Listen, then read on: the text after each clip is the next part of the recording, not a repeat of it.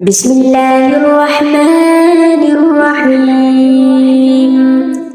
يا أيها الذين آمنوا إذا لقيتم فئة فاثبتوا واذكروا الله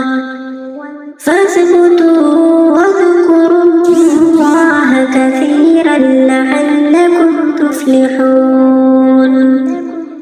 وأطيعوا الله ورسوله ولا تنازعوا فتفشلوا وتذهب ريحكم واصبروا إن الله مع الصابرين.